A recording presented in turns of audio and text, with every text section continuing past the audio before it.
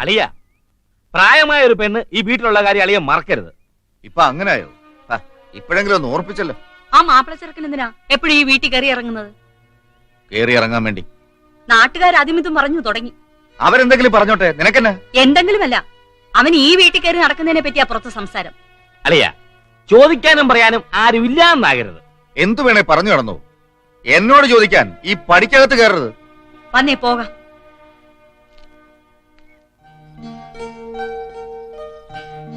ഊണ് ശരിയായില്ലല്ലേ? നിറഞ്ഞു വയറും മനസ്സും. ഓ ചുമ്മാ പറയുക, തൊട്ടുകൂട്ടാൻ കൂടി ഒന്നും ഉണ്ടായിരുന്നില്ല. എന്റെ പാർവതി കുഞ്ഞെ, ഇഷ്ടമുള്ളവർ വിളമ്പി തന്ന ചോറുണ്ണാൻ കറികളൊന്നും വേണ്ട. നേരാ. എന്നാ ഉണ്ട് കഴിഞ്ഞ് എനിക്കൂടി ഇച്ചിരി വിളമ്പിത്ത. ഓ പിന്നെന്താ, ആ ഒരു അവസരത്തിന് വേണ്ടി കാത്തിരിക്കാൻ ഞാൻ. കഥയിൽ ആഗ്രഹിക്കുന്ന പോലെയല്ലോ ജീവിതം.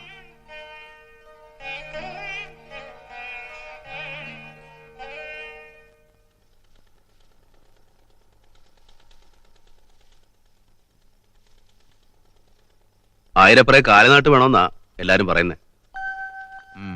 മുടങ്ങിപ്പോയതല്ലയോ? മുടക്കം മാറ്റി ആയിക്കോട്ടെ ആയിരപ്പറ ട്രസ്റ്റിന്റെ ആരംഭം.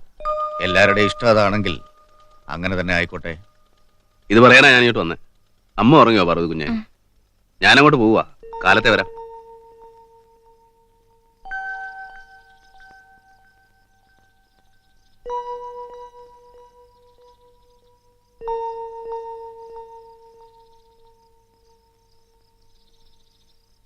ശൗരി,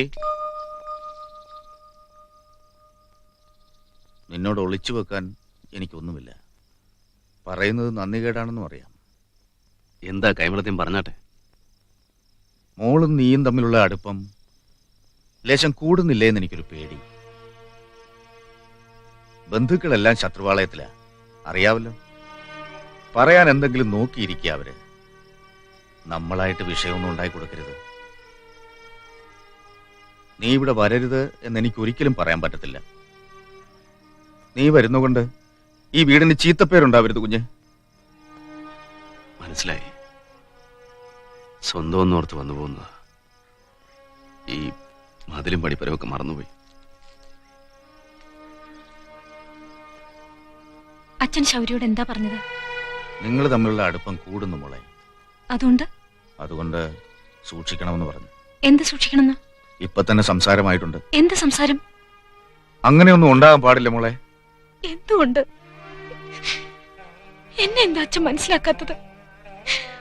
ഒന്നും ഞാൻ പറഞ്ഞില്ല എന്ന് കരുതി ഒന്നും അറിഞ്ഞില്ല എന്ന് അച്ഛൻ അഭിനയിക്കരുത്. അച്ഛന്റെ മോളല്ല ഞാൻ. അച്ഛന്റെ മനസ്സല്ല എനിക്ക്. ഇഷ്ടപ്പെട്ടു പോയി, പാടില്ല എന്ന് പറയരുത്.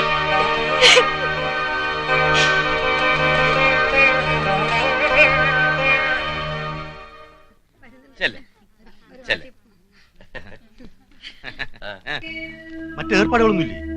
ഉണ്ട്. 4 എണ്ണം വിട്ടോണ്ട് എന്നാലേ കലക്കാൻ പറ്റൂ. വേഗം വേണം. ഊണ് കഴിഞ്ഞ് പറഞ്ഞാൽ നമുക്ക് അങ്ങോട്ട് ചെല്ലാം. പെണ്ണുങ്ങളെല്ലാം ഉണ്ണാൻ പറഞ്ഞു. തിരിച്ചു വന്നിട്ട് നമുക്ക് വിസ്തരിച്ചാകാമല്ലോ. പിന്നെ വന്നാട്ടെ വന്നാട്ടെ.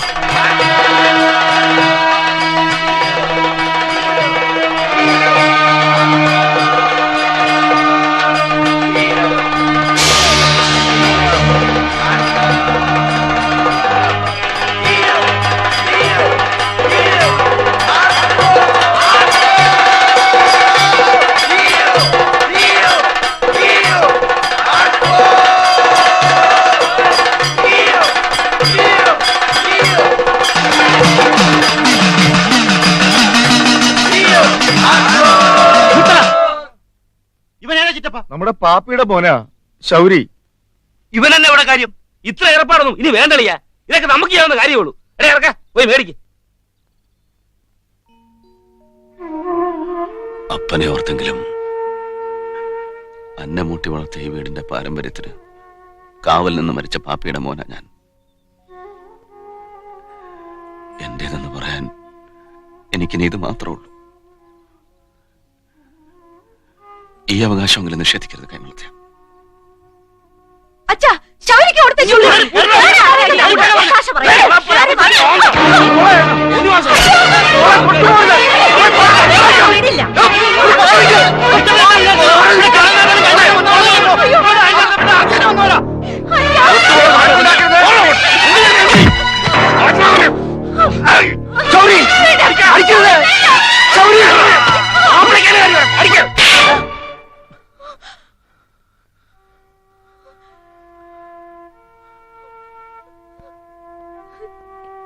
എന്നെ അച്ഛാ കാണിച്ചത്.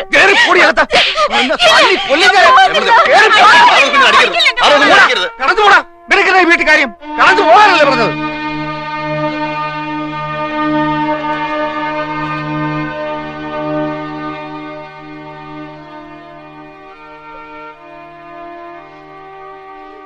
നിങ്ങളൊക്കെ എന്ത് കാണാനാ പ്രതിക്കുന്നത്? കടന്നു പോകാനല്ലേ പറഞ്ഞത്?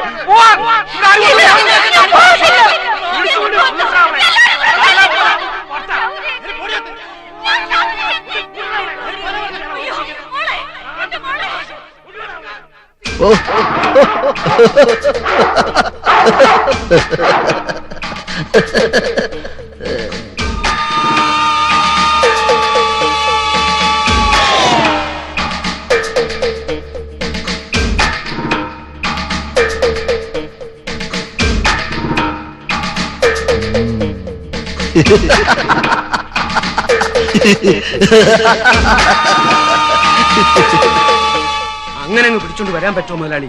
നാട്ടുകാരളകത്തില്ലയോ? വക്കീലിന്റെ വീട്ടിലെത്തിക്കും. പാതിരായ്ക്ക് ക്രിസ്മസ് ബേളം തുടങ്ങുമ്പോ ഞങ്ങൾ ഇങ്ങ് മുക്കിക്കൊണ്ടുപോകും. ഇന്നേ അത് നടക്കണം.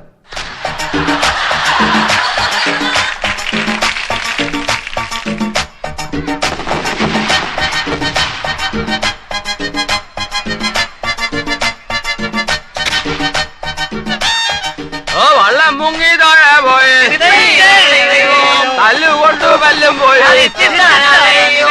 ഇനി എന്നെ ചതിക്കല്ലേ കുറുമ്പക്കള്ളേ.